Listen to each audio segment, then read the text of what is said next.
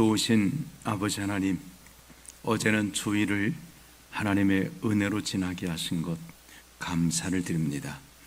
주님의 은혜로 또 한 주간도 인도받는 삶이 되기를 원하오며, 저들의 삶을, 한 주간의 삶을 통해서 하나님이 기뻐하시는 삶을 살아가게 하시고, 하나님께서는 우리 삶이 예배라고 하셨사오니 정말 저들의 한 주간의 삶이 하나님 앞에 드릴 귀한 우리 삶의 예물을 준비하는 그런 시간들이 될 수 있도록 은혜를 베푸시기를 원합니다.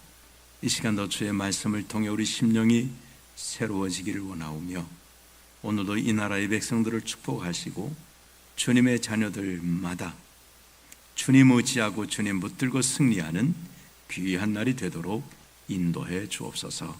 예수님의 이름으로 기도하옵나이다. 아멘. 하나님 말씀은 에스겔 16장 1절에서 22절까지 말씀입니다. 또 여호와의 말씀이 내게 임하여 이르시되, 인자야, 예루살렘으로 그 가증한 일을 알게 하여 이르기를, 주 여호와께서 예루살렘에 관하여 이같이 말씀하시되, 내 근본과 난 땅은 가나안이요, 내 아버지는 아모리 사람이요, 내 어머니는 헷 사람이라.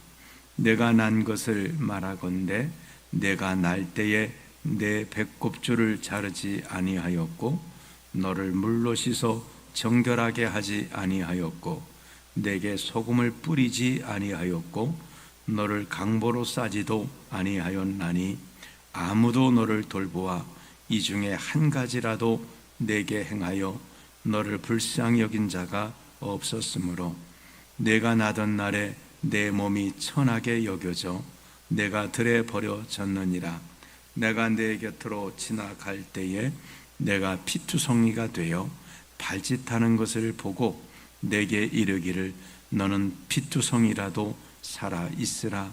다시 이르기를, 너는 피투성이라도 살아 있으라 하고, 내가 너를 들에 풀같이 많게 하였더니 내가 크게 자라고 심히 아름다우며 유방이 뚜렷하고 내 머리털이 자랐으나 내가 여전히 벌거벗은 알몸이더라. 내가 내 곁으로 지나며 보니 내 때가 사랑을 할 만한 때라. 내 옷으로 너를 덮어 벌거벗은 것을 가리고 내게 맹세하고 언약하여 너를 내게 속하게 하였느니라. 나 주 여호와의 말이니라. 내가 물로 내 피를 씻어 없애고 내게 기름을 바르고 수놓은 옷을 입히고 물돼지 가죽신을 신기고 가는 배로 두르고 모시로 덧입히고 폐물을 채우고 팔고리를 손목에 끼우고 목걸이를 목에 걸고 코고리를 코에 달고 귀고리를 귀에 달고 화려한 왕관을 머리에 씌웠나니, 이와 같이 내가 금 은으로 장식하고 가는 배와 모시와 수놓은 것을 입으며 또 고운 밀가루와 꿀과 기름을 먹음으로 극히 곱고 형통하여 왕후의 지위에 올랐느니라. 내 화려함으로 말미암아 내 명성이 이방인 중에 퍼졌음은 내가 내게 입힌 용화로 내 화려함이 온전함이라. 나 주 여호와의 말이니라. 그러나 내가 내 화려함을 믿고 내 명성을 가지고 행음하되 지나가던 모든 자와 더불어 음란을 많이 행함으로 내 몸이 그들의 것이 되도다. 내가 내 의복을 가지고 너를 위하여 각색으로 산당을 꾸미고 거기에서 행음하였나니, 이런 일은 전무후무하니라. 내가 준 금 은 장식품으로 너를 위하여 남자 우상을 만들어 행음하며 또 내 수놓은 옷을 그 우상에게 입히고 나의 기름과 향을 그 앞에 베풀며 또 내가 내게 주어 먹게 한 내 음식물 곧 고운 밀가루와 기름과 꿀을 내가 그 앞에 베풀어 향기를 삼았나니, 과연 그렇게 하였느니라. 주 여호와의 말씀이니라. 또 내가 나를 위하여 낳은 내 자녀를 그들에게 데리고 가서 드려 제물로 삼아 불살랐느니라. 내가 내 음행을 작은 일로 여겨서 나의 자녀들을 죽여 우상에게 넘겨 불 가운데로 지나가게 하였느냐. 네가 어렸을 때에 벌거벗은 몸이었으며 피투성이가 되어서 발짓하던 것을 기억하지 아니하고 내가 모든 가증한 일과 음란을 행하였느니라. 아멘.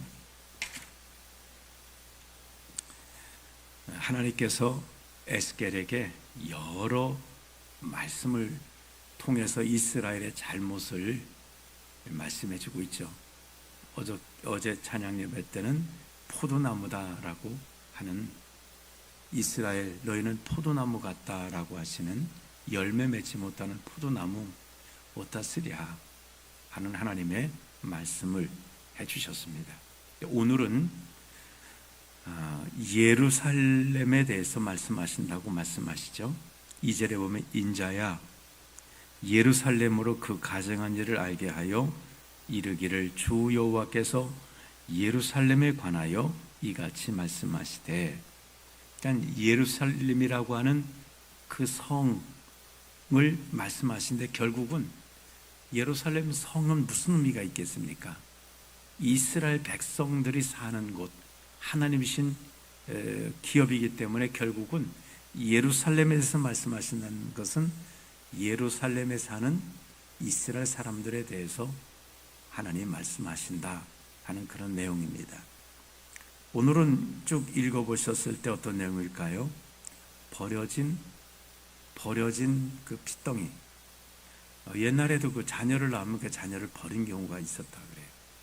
특히 오늘 말씀 보니까 이 버려진 아이가 남자였나요? 여자였나요?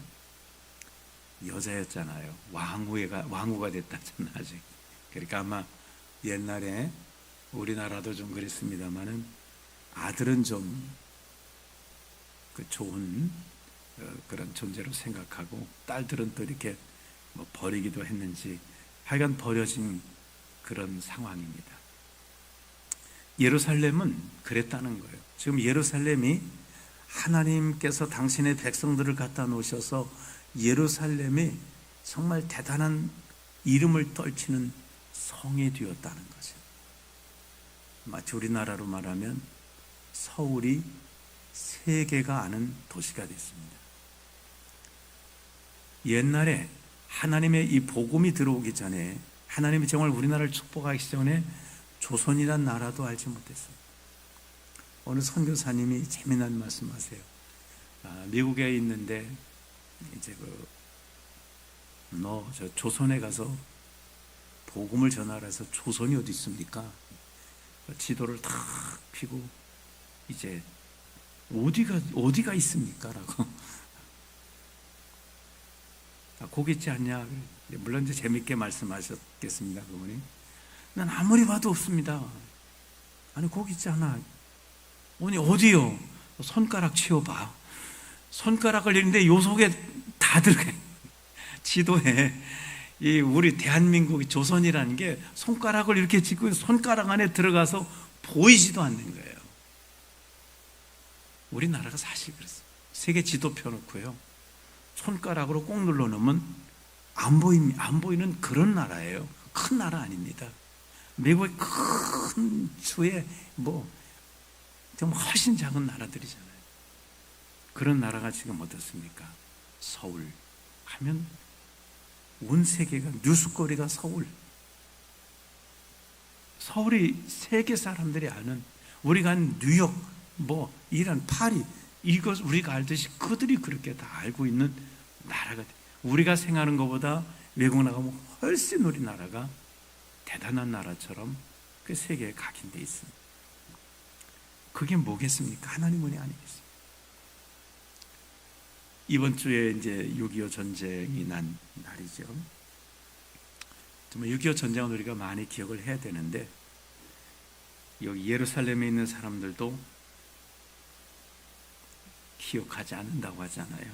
22절에 보면 내가 어렸을 때 벌거벗은 몸이었으며 피투성이가 되어서 밭이 다선 것을 기억하지 아니하고 내가 모든 가증한 일과 음란을 행하였느니라.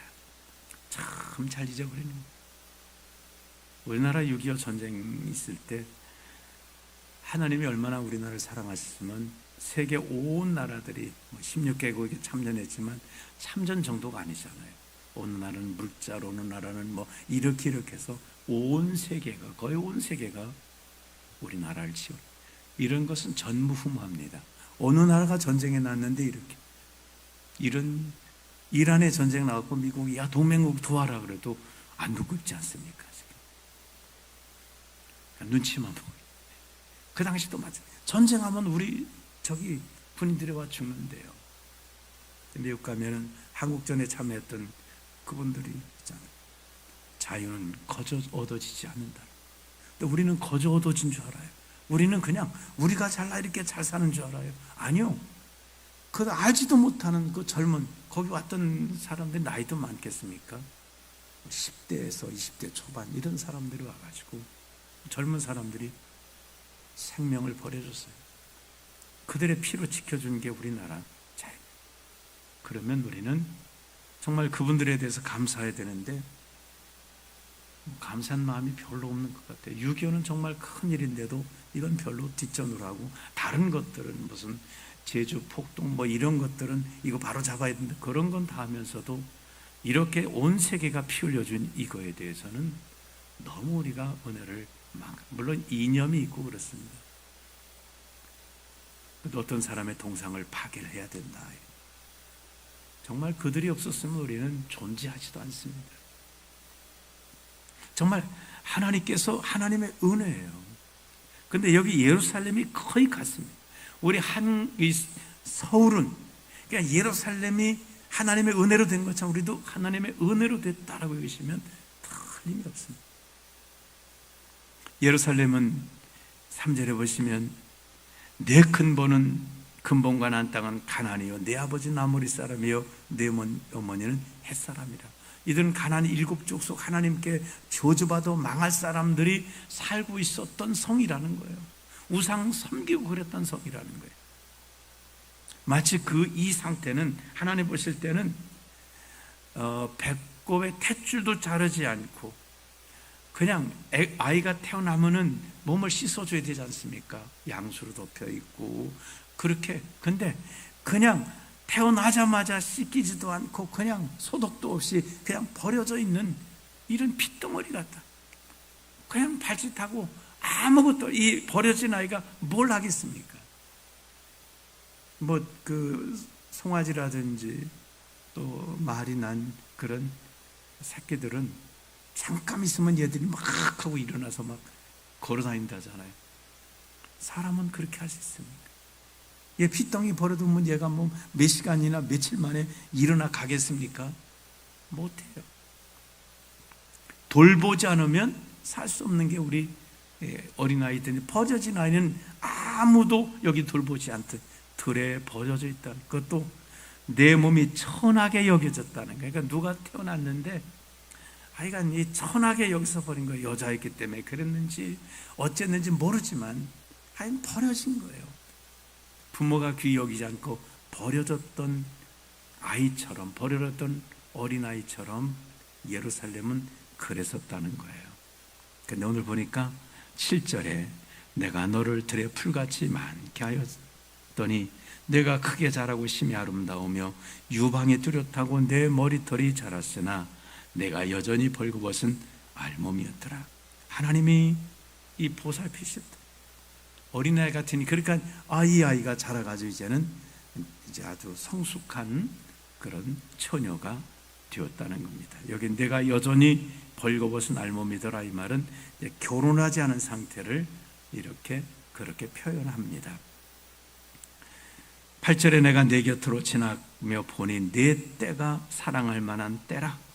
내 옷으로 너를 덮어 벌거벗은 것을 가리고 내게 맹세하였고 언약하여 너를 내게 속하게 하였느니라. 나 주 여호와의 말이니라. 그래서 하나님이 이 성숙한 이 여인을 아내로 이제 맞이한 것처럼 결혼하셨다는 거예요. 그래서 이제 옷을 덮는 것이 결혼의 표시입니다. 그래서 룻이 보아스에게 그렇게 말하죠. 당신의 옷깃으로 나를 덮으소서 이렇게 하잖아요. 그게 청혼입니다.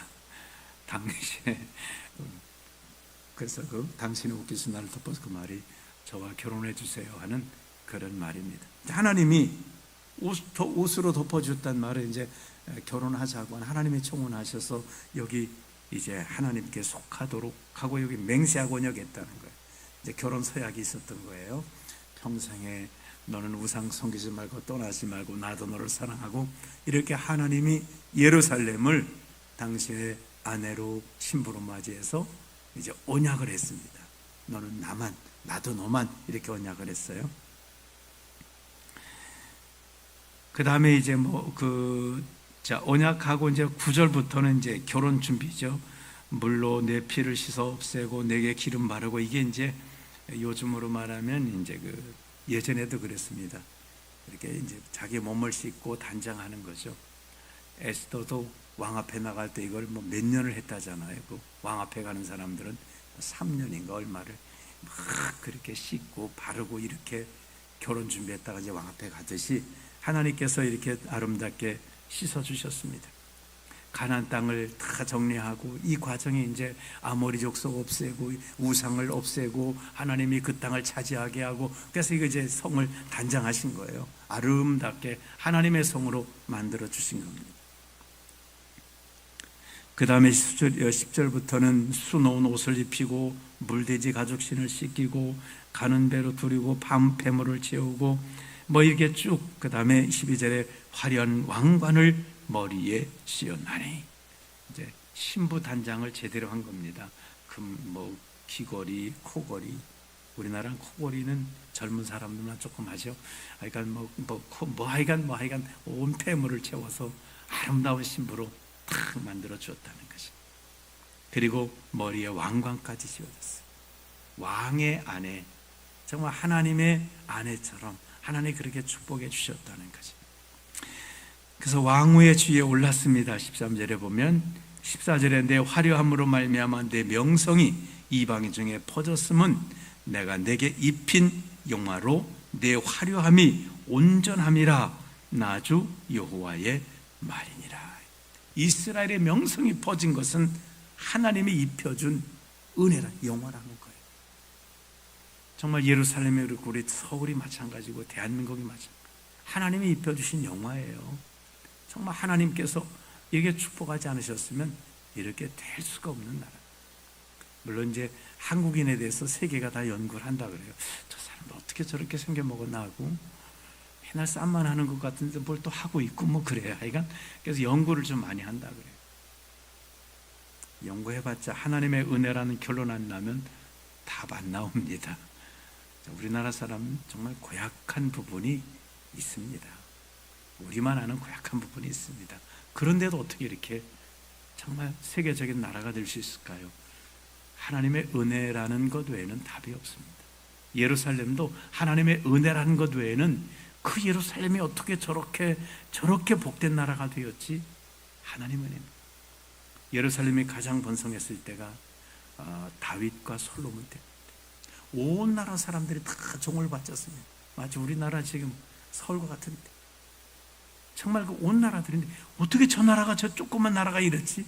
하나님의 은혜 아니고는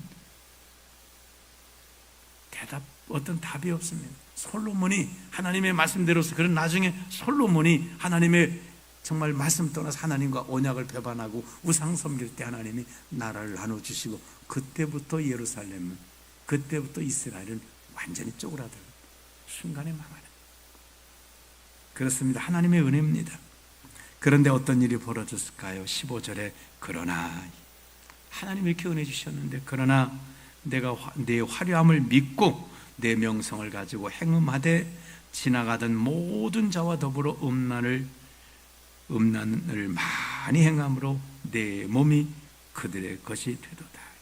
이제 솔로몬이 여기 이방 나라 왕들을 다 아내로 맞이하면서 그들의 우상을 가져오게 하고 그들의 우상을 세워주고 이때부터 온 나라들과 행음하기 시작하는 거예요. 이스라엘의 우상들이 가득하게 세워지고, 그러자 이제 가나안에서 멸했던 우상들도 다시 복원이 됩니다. 전통 문화로 복원된지 모르지만 하여간 복원돼 가지고 우상들이, 가나안 우상들이 가득 차게 되는 것입니다.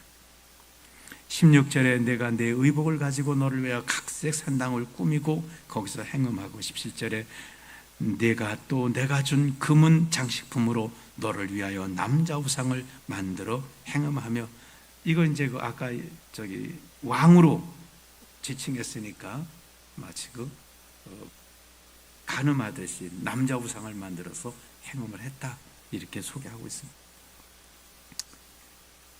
그러니까 하나님이 18절 19절 이렇게 주신 귀한 것들을 다 우상을 섬기는 데 갖다 다 써요.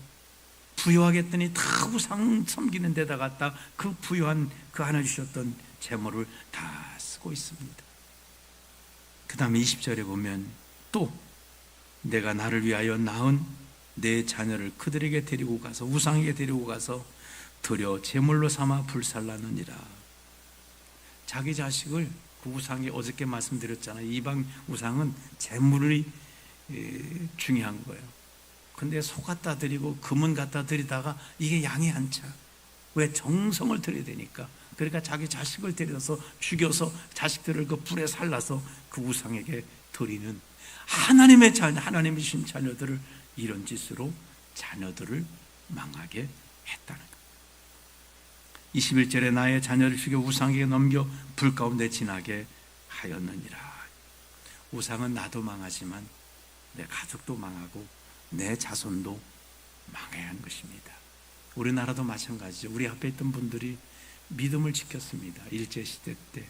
또 그 전에도 우상 섬기는 나라에 정말 선교사들이 피를 흘려주시고, 또 그 처음에 믿었던 분들은 얼마나 박해가 많았습니까? 제사 문제 때문에, 뭐 이런저런 것 때문에 그들은 박해를 당하고 그들은 피를 흘려서 정말 그들의 믿음의 열매를 우리가 얻게 된 거죠.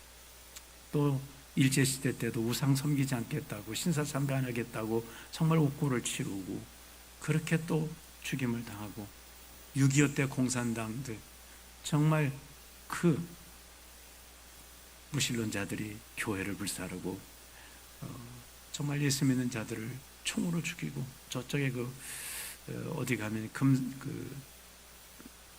염산교인가 거기 가면은 교인들을 다 잡아다가, 야 총도 아깝다고 사람들 몸에다가 돌을 달아서 바닷속에 집어 던져서 죽이기도 하고, 교회에다가 가다 놓고 불을 질러서 그 교인들을 다 죽이기도 하고 그랬습니다. 그래도 그들은 믿음을 지켰습니다. 우리가 사실은 우리의 어떤 헌신의 목 때문에 우리가 이런 복을 누리는 거 아니에요. 우리는 우리 앞에 있던 선조들의 그 열매를, 우리는 그들이 심어놨던 과실나무의 열매, 믿음의 열매를 우리는 먹고 있는 겁니다.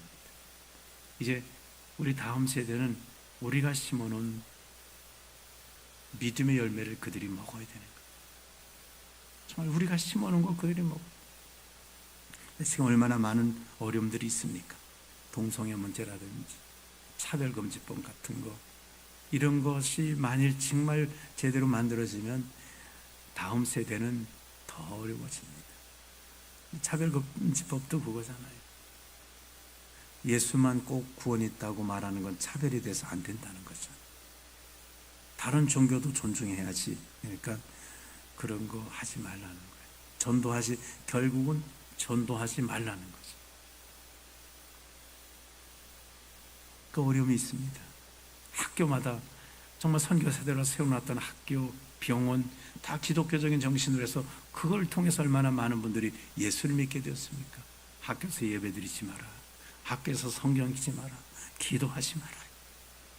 전도의 문을 다 막아놨어요. 하나님이 은혜 주셨는데 그거 지금 그리고 그럼 그거 갖고 뭐 하고 있습니까? 하나님이 기뻐하신 일 하고 있습니까? 그렇지 않다는 거예요.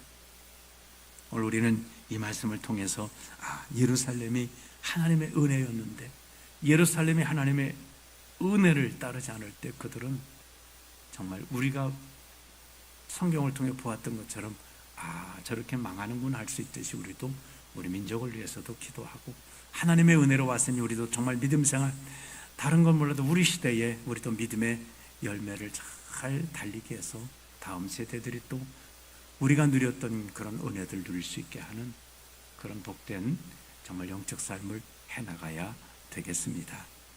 예루살렘 되게 하신 그 하나님, 또 우리 대한민국을 대한민국 되게 하신 그 하나님의 은혜가 정말 지속되는 이런 놀라운 은혜가 있도록 우리 역할을 잘 감당할 수 있기를 주님의 이름으로 축원합니다.